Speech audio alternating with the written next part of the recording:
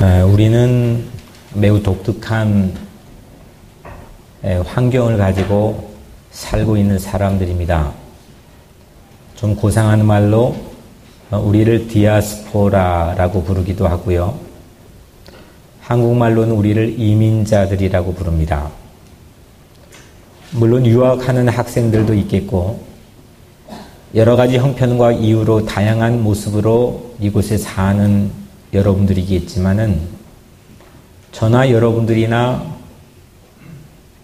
이미 한 번은 뿌리가 뽑힌 사람들입니다. 그래서 우리는 지금 이 미국 땅에서 이민자로 살아가는 그런 독특한 배경을 가지고 살아가고 있습니다. 그런데 이 이민자들에게 조국이 갖는 의미가 무엇일까? 지난 한 주간 동안 묻고 또 물어봤습니다.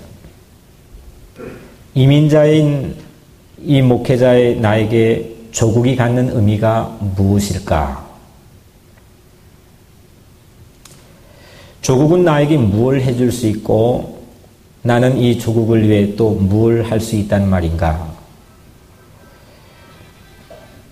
프랑스 계몽주의 시대에 아주 유명한 작가인 볼테르라고 하는 사람이 있는데 이 사람이 크리스찬이에요. 이 사람이 이런 말을 했습니다. 이것은 참 모순이다. 예수는 유대인이었으나 그의 추종자들은 유대인이 아니었다. 실제 예수님을 따르는 유대인들은 오늘날에도 채 3%가 되지 않습니다.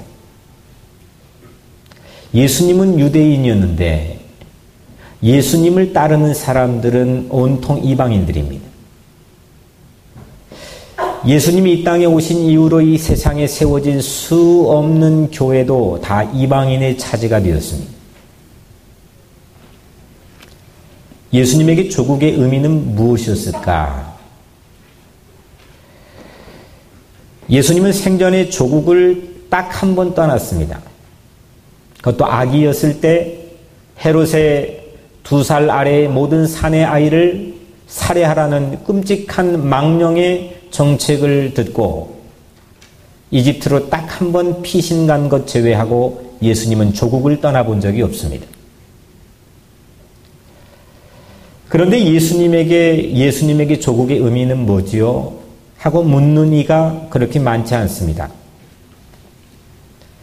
예수님은 철저하게 유대인입니다. 신약 성경의 첫 장을 여는 그 첫 문장부터 예수님의 유대성을 우리에게 보여줍니다. 아브라함과 다윗의 자손 예수 그리스도의 계보라. 이 책 읽으면 당신의 인생이 바뀝니다. 저 같으면 책을 쓸 때 혹하는 호기심을 유발할 수 있는 그런 근사한 문장을 넣을 텐데 신약 성경의 첫 문장에 언뜻 보면 지루해 보이는 유대의 족보를 넣어놓았습니다. 예수님은 왕족이라고 하는 사실을 보여주기 위해서 42대 중에서도 조국의 대표적인 인물들을 고르고 골라 뽑아서 그 족보의 이름으로 넣어놓았습니다. 유럽에 가면은 오래전 왕족의 시대에 폐위된 왕족의 후손들이 삽니다. 그 폐위된 유럽 왕족의 초라한 후손들처럼 이 요셉과 마리아도 그 농가도 족보를 거슬러 올라가면 꽤 근사한 인물들이 있지만 현재의 모습은 매우 초라한 가난한 그런 목수집의 모습으로 우리에게 보여집니다. 하지만 예수는 이 유대인 가정에 태어났습니다. 우리가 좀 전에 함께 고백했던 신앙 고백을 처음 작성하고 합의한 451년 오래됐죠. 칼케톤 회의라고 하는 회의가 있었는데 이 회의에서 당시 유대 출신 기독교인들은 의도적으로 배제를 했다고 하는 흔적이 있습니다. 로마 시대 이후로 이 교회는 유대와 깊은 갈등을 가지고 있습니다. 그것이 폭발한 흔적들이 역사 가운데 많이 있지만 대표적인 것이 독일에서 600만이라고 하는 엄청난 유대인이 학살되기도 했습니다. 히틀러가 이 만행을 저지를 때 독일의 기독교의 교회의 95%가 앞장서서 이 일을 주동했고 찬성해 주었습니다. 그리고 20년이 흐른 다음에 세상을 향해 이 독일의 교회들이 세상을 향해 이 일을 깊이 참여하고 또 참여했습니다. 아무리 우리 자녀가 미국에서 태어났다고 하더라도 우리 이민의 역사는 그리 길지 않기 때문에 조금만 올라가면, 그리고 이 자리에 대부분의 사람들은 우리는 한국 사람들입니다. 여러분에게 조국의 의미가 무엇인지 여러분들은 얼마나 되묻고 살아가고 있습니까? 94년 전에 33명의 민족의 대표들이 서명한 독립선언서를 발표하며 시작된 3.1운동. 이 3.1운동은 그 이후 1년간 지속된 가장 거족적인 항일 민족 독립운동이었습니다. 1910년 일제의 강제적인 총독부의 무단 통치로 9년 동안 끓고 끓어서 민족의 순환과 고난에 참고 참다 못해 이 주권 침탈에 맞서 시작된 민족의 해방운동이 3.1운동입니다. 당시 한국의 조선 그 말에 기독교 인구가 한국 전체 인구의 1.3%밖에 되지 않았습니다. 100명 중에 한 명이 있을까 말까 한 매우 적은 비율입니다. 그런데 이 3.1운동을 일으킨 가장 대표적인 사람들은 거의가 기독교인들이었습니다. 33명의 민족의 이 대표들 가운데 16명도 크리스찬이었습니다. 기독교 정신으로 작성된 이 독립선언서는 비폭력 저항운동으로 기독교 후손인 우리들에게 조국이 당신들에게 어떤 의미가 있습니까? 94년이 지나버린 오늘 우리들에게 또다시 묻고 있습니다.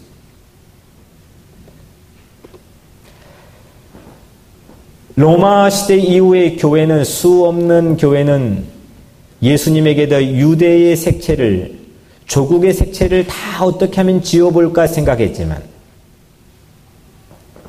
성경은, 특별히 오늘 읽은 우리 본문은 예수님의 유대성을 아주 강렬하게 소개하고 있습니다. 먼저 첫째, 유대인의 절대적 표시인 할례를 8일 만에 예수님 아기 예수가 몸에다 받았습니다. 두 번째, 모세의 법대로, 유대인들이 가장 소중하게 생각하는 모세의 법대로 정결 예식을 하기 위해 예루살렘에 부모가 데리고 방문을 합니다. 세 번째로, 율법을 따라 가난한 가정이었기 때문에 비둘기를 가지고 유대식 예배를 드렸습니다. 당시 전 세계가 어떤 흐름이었냐면 헬라와, 다시 말하면 그리스화를 강요했습니다. 로마식을 강요했습니다. 이름도 다 그리스화입니다. 문화도 다 그리스화고 건축 양식도 디자인도 모든 게 헬라화입니다. 철학의 유행과 사조도 모든 게 그리스화입니다. 그런 식의 예수님은 철저하게 유대 민족의 배경을 가지고 성장했습니다. 당시 유대 가정은 그리스 이 문화에 맞서서 한 가지 유행 사조가 있었는데, 출애굽 시대와 족장 시대를 연상시키는 그런 이름을 짓는 유행이 있었습니다.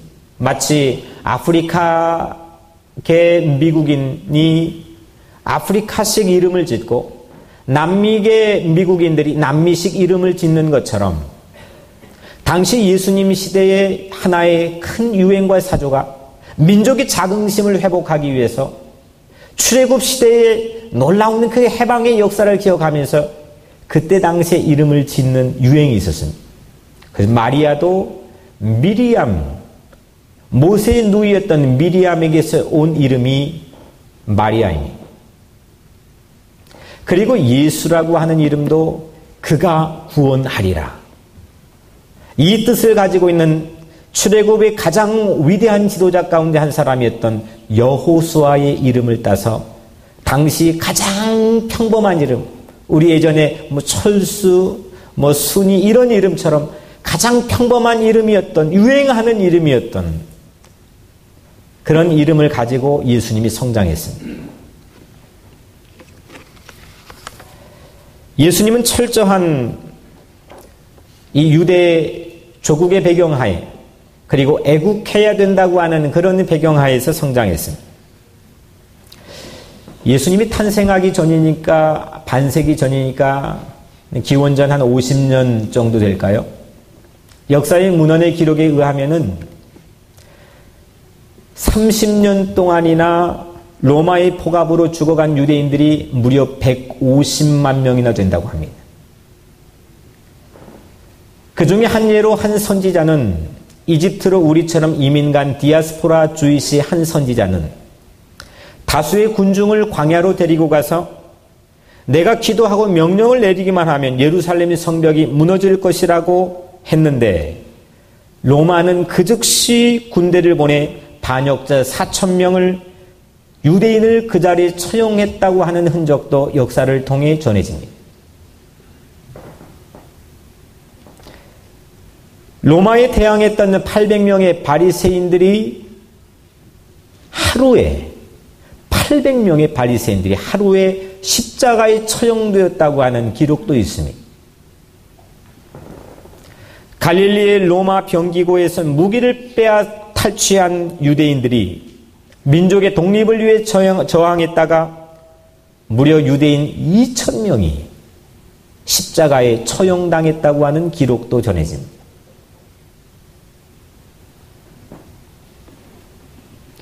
저라면 이런 압제에 어떻게 반응했을까?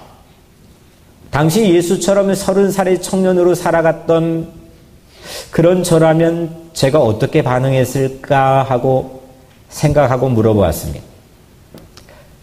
어떻게든 살아남아 보려고 모범적인 시민으로 문제 일으키지 않고 그렇게 애쓰며 살지 않았을까? 당시 열심당원처럼 뜨거운 저항을 하고 싶진 않았을까? 아니면 좀 부드러운 방법으로 세금을 안 내는 국산품을 애용하는 그런 우회적인 방법을 가지고 저항하진 않았을까? 아니면 에너지를 온통 종교 운동에 쏟아부어 이 민족의 독립의 정치적 논란을 피하려고 하진 않았을까? 만약에 여러분들이 그 1세기에 살았다면 어떤 유형의 유대인으로 살았겠습니까? 예수님은 민족을 해방한 여호수아의 이름을 따서 구원의 여망을 한 몸에 안고 성장하고 자라났습니다. 간디라고 하는 사람을 인도하고 떼어내서 여러분들 도저히 생각할 수 없잖아요. 그것처럼 예수님은 유대 민족이라고 하는 이 타이틀과 떼어 생각할 수 없는 겁니다. 이렇게 조국에서 자라고 애국하는 분위기에서 성장한 예수님을 그런데 정작 유대인이 따르지 않아요.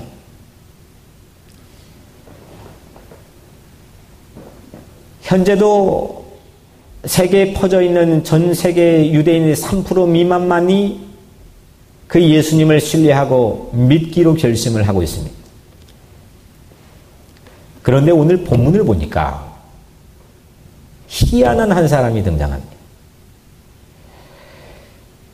이 애국자 예수님을 알아보는 한 유대인을 소개하는데 요셉과 마리아가 아기 예수를 데리고 정결 예식을 하기 위해서 예루살렘에 방문했을 때 만난 사람입니다. 이 남자가 시므온이라고 하는 사람입니다. 25절에 이 사람은 의롭고 경건하여 이스라엘의 위로를 기다리는 자라.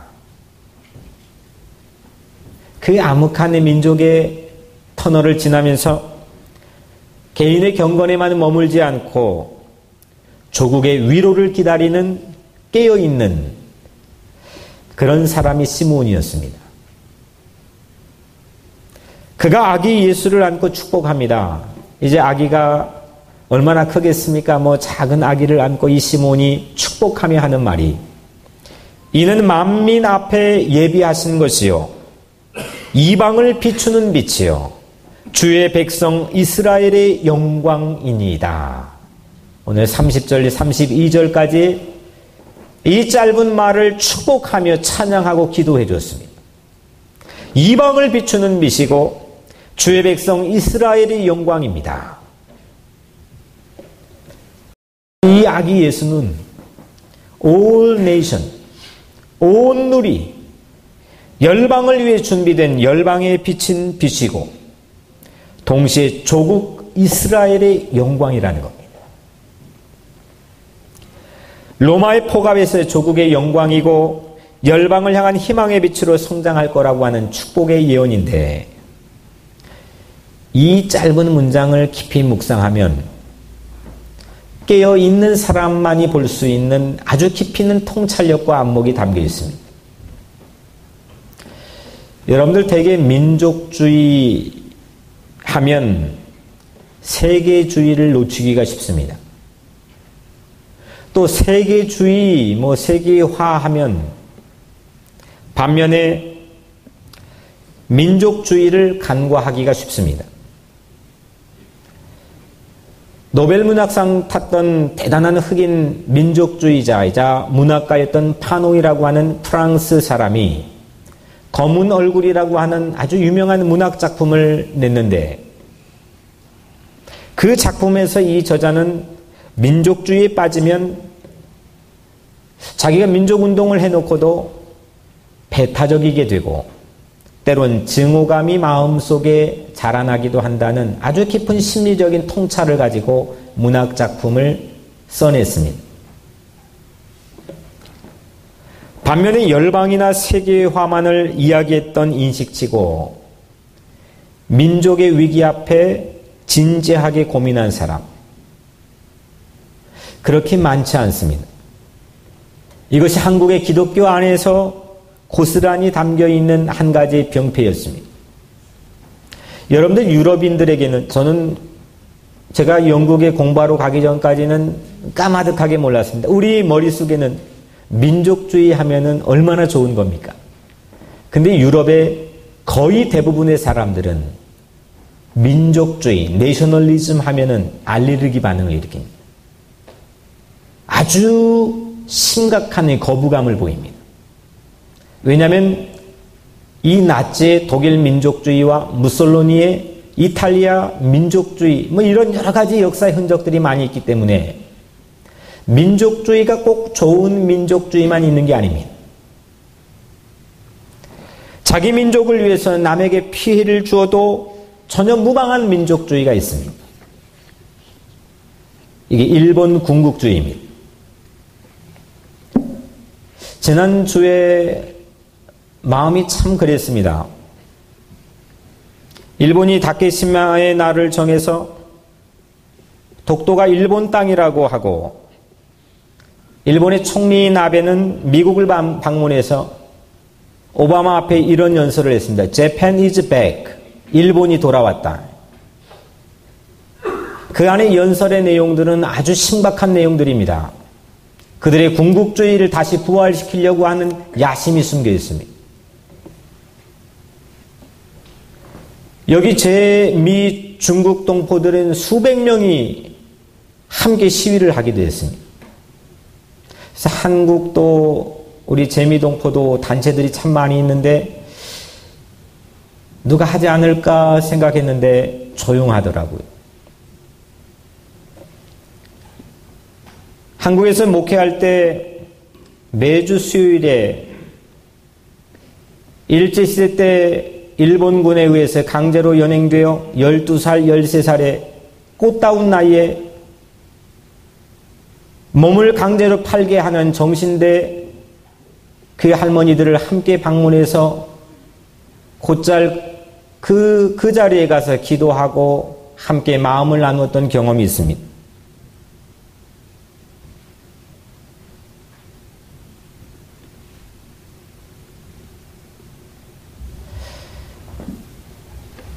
생각해 보세요. 12살, 13살 내 자식이 강제로 끌려가 그런 일을 당했다고 한다면 일평생 돌아와 가족이 반겨주지도 않고 몸과 마음이 다 만신창이가 되어버리고 그렇게 80, 90이 되어서 이제 돌아가실 날만을 기다리고 있는 그 분들이 마음의 한 가지 소원은 돈의 보상이 아닙니다.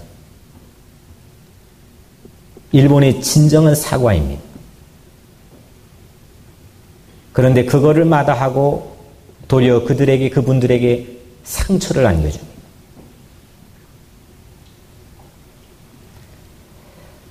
사실 오늘 말씀을 준비하면서 제가 부끄러운 고백을 하나 하겠습니다. 오늘 설교를 준비하며 잠시 망설였습니다. 이런 민족을 이야기하는 메시지를 과연 누가 들을까? 요즘 같은 시기에, 요즘 같은 시대에 3.1절 설교하는 이민교회도 없을 텐데 괜히 혼자 그러는 거 아닐까? 하나님이 저를 혼냈습니다. 단 한 사람이 있어도 하나님의 메시지를 딜리버리 해야 되는 사람이 전데 너 편하자고 내 말 전하지 않으려 하느냐, 이런 하나님의 꾸지람의 감동이 저에게 밀려왔습니다.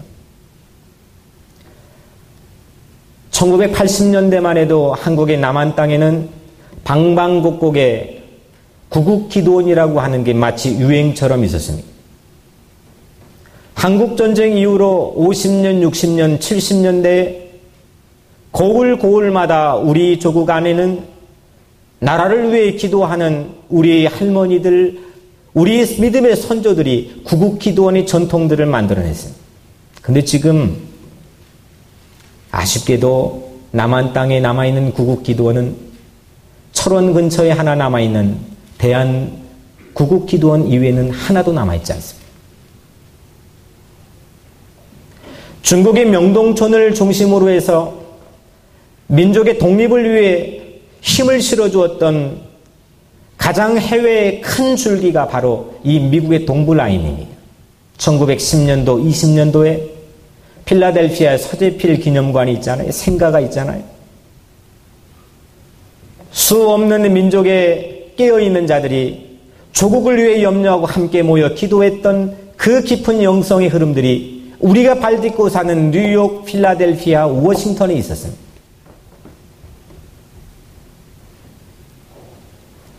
민족을 사랑하는 것이 하나님의 뜻임을 배웠던 믿음의 선조들의 소중한 유산을 우리 모두가 새기시기를 주의 이름으로 간절히 축복합니다.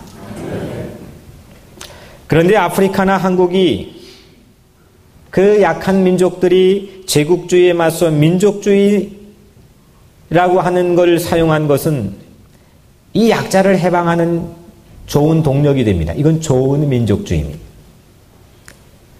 출애굽의 해방이나 3.1운동의 민족주의는 후자에 속합니다. 예수님은 이방을 비추는 빛이면서 동시에 조국 이스라엘의 영광이었다라고 시므온이 그를 축복해 주었습니다. 편협된 민족주의에 빠져 있지 않고 나만 잘 살겠다고 하는, 내 나라만, 내 교회만, 내 가정만 잘 살겠다고 하는 편협된 생각에 빠지지 않고 위선적인 세계주의에도 빠지지 않으면 내 집안 단속 하나 못하면서 열방 온 누리 땅끝까지 내 민족 위에 기도하지 않으면서 내 무너진 휴전선의 분단의 아픔을 아파하지 않으면서 그런 위선적인 세계주의에도 빠져있지 않는 모습을 예수님께서는 우리에게 보여주었습니다. 3.1운동의 정신이 가장 깃들어 있는 기미 독립선언서는 참여인원 33명 가운데 무려 50%의 기독교인이 주도적으로 작성했는데 이 신앙이 깊이 스며 있습니다. 제가 그 조금만 발췌해서 여러분들에게 제가 읽어드리려고 합니다. 오늘날 우리 조선 독립은 조선 사람으로 하여금 정당한 삶의 번영을 이루게 하는 동시에 일본으로 하여금 그릇된 길에서 벗어나 동양을 지지하는 자의 무거운 책임을 다하게 하는 것이며 중국으로 하여금 꿈에도 면하지 못하는 불안과 공포로부터 벗어나게 하는 것이고 또 동양 평화로 그 중요한 일부를 삼는 세계 평화와 인류 행복에 필요한 재단이 되게 하는 것이라. 이 어찌 구구한 감정상의 문제리요. 제가 오늘 새벽에 미국의 독립선언서도 읽어보고 아프리카의 유명하다는 민족의 독립선언서도 읽어봤지만 이만한 독립선언서를 흉내내는 게 없습니다. 조선 독립은 세계 평화와 인류 행복에 필요한 재단이 되는 것이라고 선언한 겁니다. 이 엄청난 복음의 영성과 예수의 생각이 들어가 있는 이 엄청난 독립선언서를 우리 믿음의 선조들이 목숨을 각오하고 세상을 향해 선포한 겁니다.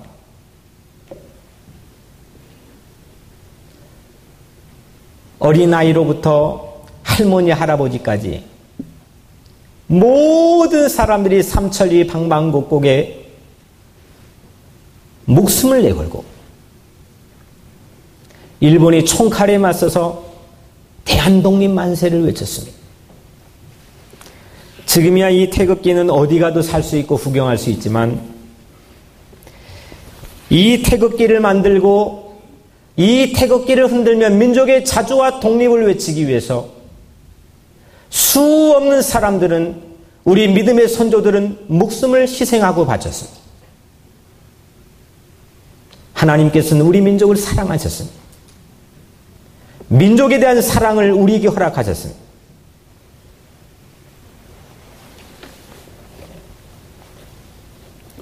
이제 우리 신앙 의식도 성숙해야 될 때입니다. 예수 그리스도를 믿는 자답게 세상이 당시 1.3%밖에 되지 않았는데 99%가 그래 예수 믿는 사람이 우리 민족의 대안이고 우리 이 땅의 희망이라고 말할 수 있는 것처럼 오늘 이 땅에 살아가는 믿지 않는 많은 사람들이 여러분들을 바라보고 우리를 바라보고 직장에서도 가정에서도 여러분들이 서 있는 삶의 자리마다 저자들이 우리 민족의 저자들이 우리 사회의 희망이라고 우리의 대안이라고 들을 수 있는 그런 인생이 되시기를 주의 이름으로 간절히 축복합니다. 우리 영혼이 독립해야 됩니다.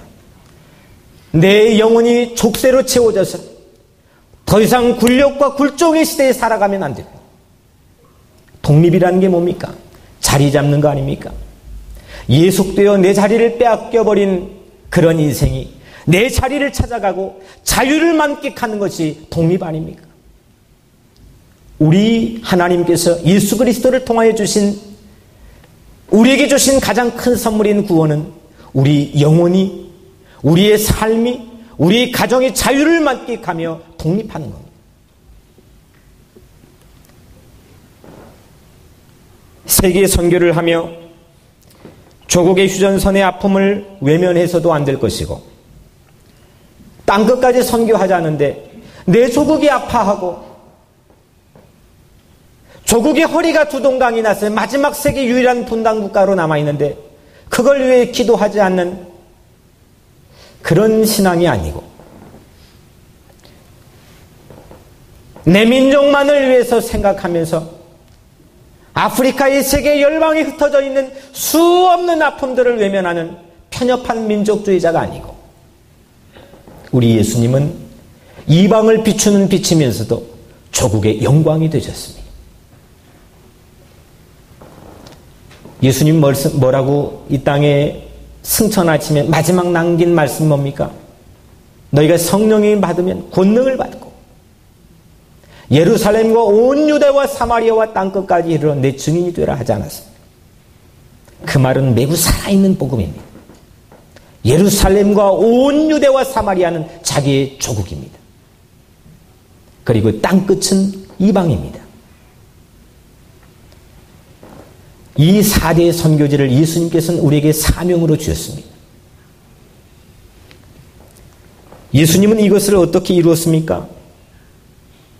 민족이라고 하는 이 엄청난 이 거대 담론, 작은 걸 보지 않고 그 큰 걸 볼 줄 아는 안목이 우리 크리스찬들에게 있어야 되는데 하나하나 조그만 것 보다 보니까 마음이 소심해져 버리고 마음이 작아져 버린 그런 크리스찬들이 있는 게 아니라 기독교의 지도자들은 세상을 향해 큰 걸 보여줄 줄 알아야 되는데 예수님은 그랬습니다. 그런데 예수님은 이 민족과 땅끝이라고 하는 세계의 놀라운 구원의 역사를 이루기 위해서 한 가지 방법을 사용했는데 그거는 한 사람을 천하보다도 귀하게 여기는 사랑이었습니다.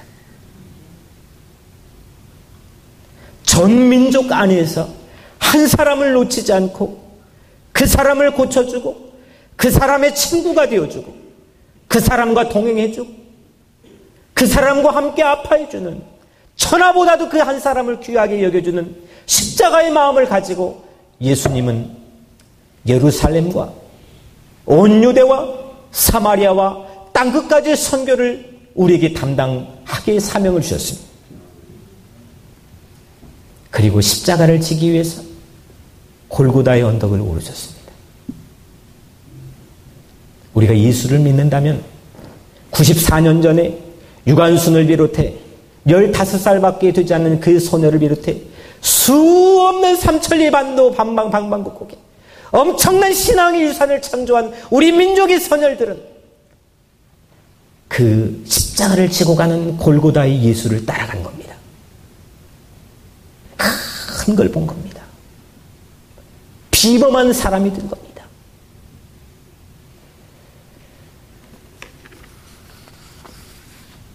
한 사람을 천하보다 귀하게 여기는 마음.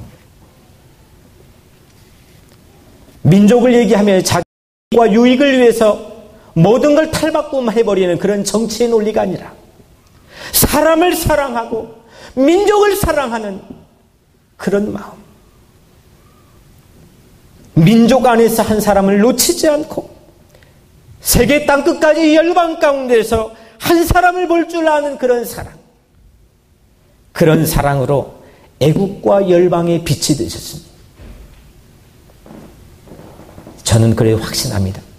예수 그리스도의 십자가만이 온 인류와 우리 민족의 희망이라고 하는 걸 확신합니다. 그 십자가가 여러분들의 삶의 좌표가 되고 여러분들의 안목을 넓혀주고 여러분들의 마음에 설레는 꿈을 심어주는 그런 능력 있는 십자가가 되시기를 주의 이름으로 간절히 축복합니다. 제 일생을 움직이는 제 평생의 키워드 2 단어만 말씀드리고 마치려고 합니다. 하나는 고아이고 하나는 민족입니다.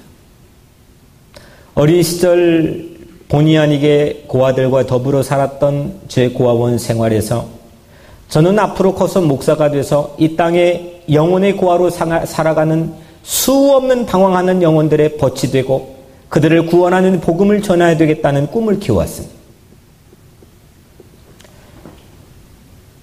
그리고 또 하나 제 젊은 시절에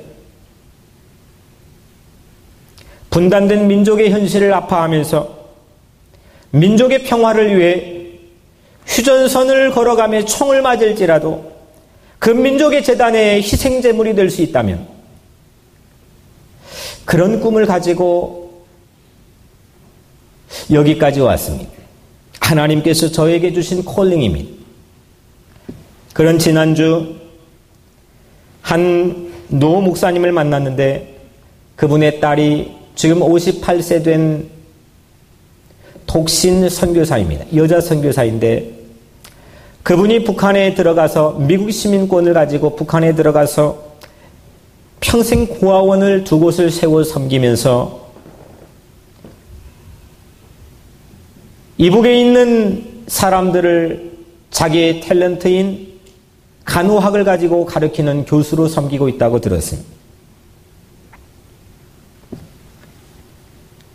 우리 마음 가운데 잃어버렸던 꿈을 살려주는 이렇게 아름다운 삶을 살아가는 세상의 사람들이 참 많이 있습니다. 저는 여러분들에게서 그런 꿈을 보기를 원합니다. 하나님께서는 여러분들의 자녀들 가운데, 우리 교회 젊은이들 가운데 그런 세계를 마음에 품고 주님의 십자가의 길을 걸어가는 위대한 민족의 지도자요, 세계 평화의 지도자인 그런 꿈들을 여러분들의 마음 가운데 보기를 원합니다. 어차피 시간 지나가면 똑같은 인생 사는 거 아닙니까? 뒤돌아보면 후회할 일만 산더미처럼 쌓여있는 그런 의미 없는 인생을 살지 않고 내게 주어진 이 소중한 시간 동안 예루살렘과 온 유대와 사마리아와 땅 끝까지 주의 복음을 전하는 기쁨에 차 행복한 삶을 살아가는 의미 있는 인생을 살아가시기를 주의 이름으로 축복합니다. 아멘. 사랑하는 성도 여러분, 이 강단은 하나님의 말씀을 전하는, 하나님의 말씀을 딜리버리하는 하나님의 스피커입니다. 세상을 향해서 주님의 마음을 토해내는 하나님의 마이크입니다. 3.1절은 민족의 독립을 삼천리 방방곡곡에 목숨을 내걸고 외친 감동적인 날인데, 독립은 자리 잡지 못한 이들이 제자리 찾아가는 거 아닙니까? 이 땅에 영원히 독립하지 못하여, 내 소울이 독립하지 못하여, 맨하탄의 수 없는 영혼들의 젊은이들이 독립하지 못하여 여전히 방황하는 어마어마한 사람들이 있습니다. 어떻게 하시렵니까? 전 민족이, 조국이 함께 울분을 터뜨린 날이 3.1절인데 지금도 이북에는 저 지하에 숨어 3.3.5 목숨을 내걸고 우리 교회 첫 번째 기독교가 전래됐던 가장 교회가 많았다는 평양의 지하에 수 없는 사람들이 60년, 70년 기독교의 신앙을 지키기 위하여 그렇게 내려오는 믿음의 후손 가정들이 있다고 합니다. 여러분들 어떻게 하시렵니까? 예수님께서는 누가복음 19장에 예루살렘을 입성하며 저 예루살렘을 보면서 눈물을 흘리셨습니다. 조국이여 울어라. 얼마 안 있다 로마의 포갑에 무너져 내릴 이 예루살렘 성을 바라보면서 수 없는 사람들이 예수를 알지 못하고 주님을 알지 못하고 영원히 황폐해가는 저 예루살렘을 향하여 예수님 눈물을 흘리셨습니다. 조국을 위해 눈물을 흘리는 젊은이들이 필요합니다. 조국을 위해 눈물을 흘려 기도하는 우리 선각자들, 믿음의 선조들이 필요합니다. 사랑하는 성도 여러분, 여러분들은 무엇을 위해 울고 있습니까? 분단된 한민족도, 주님을 알지 못하는 세계의 영적 고아들도 이제 우리의 선교의 대상입니다. 모두 영적인 독립을 해야 될 우리 사랑하는 형제 자매들입니다. 사랑하는 성도 여러분, 오늘 우리 마음에 94년 전에 이 태극기를 들고 대한독립 만세를 외쳤던 우리 믿음의 선조들처럼 이제 여러분들의 삶의 자리에서 예수 십자가 만세, 예수 십자가 만세, 예수의 사랑을 마음에 가지고 한 사람을 천하보다 귀하게 여기며 여러분들의 마음에 주님이 주시는 꿈과 비전을 가지고 세상에 나가 승리하는 귀한 삶을 사시기를 주의 이름으로 간절히 축복합니다. 기도하겠습니다.